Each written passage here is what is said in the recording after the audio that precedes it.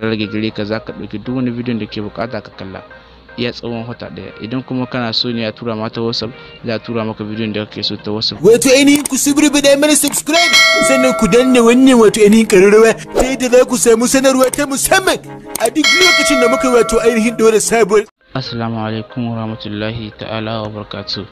Barkamu da sake saduwa da ku a yau a wani sabon bidiyo. Kuma koyo wannan bidiyon namu mun tsaya ne mun ƙara zakulo muku wani shahararren film din mai suna Ganganci.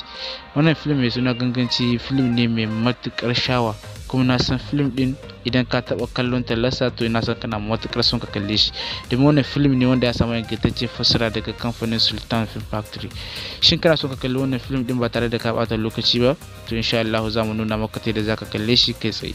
To yanzu kaga nan inda an rubuta Ganganci na 1 da na 2 sabuwar fassarar Sultan, zaka danna rubutun ne haka. Kana danna rubutun haka kai tsaye ne zai kawo ka nan. Kaga nan inda aka rubuta Ganganci na 1 da na 2 sabuwar fassarar Sultan, zaka danna wannan bulan rubutun ne.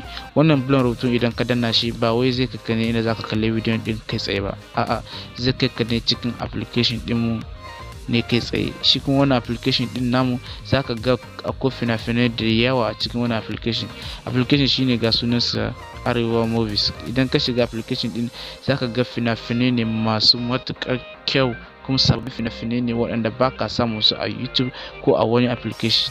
Insha Allah idan ka so ka ci gaba da kallon wannan fina-finai, za mu ka tuntube mu ne ta wayannan lambobi, to mu kuma za mu nuna maka ta yadda zaka yi register. Za a yi maka register a wannan application din, zaka biya yan kudade ne wanda zaka yi tsawon wata daya kana kallon fina-finai a cikin wannan application ba tare da ka samu wata matsala ba.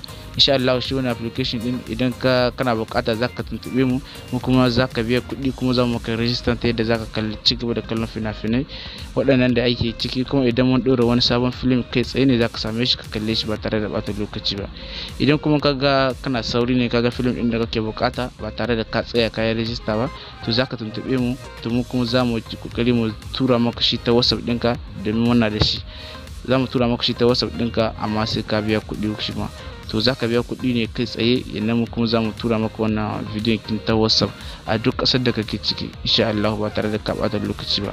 Idan kuma ka yi register a application din, ya rage gare ka zaka ɗauki duk wani bidiyon da ke bukata ka kalla iya tsawon wata daya. Idan kuma kana so ne a tura mata WhatsApp, za a tura maka bidiyon da kake so ta WhatsApp, shi ma zaka biya kuɗi.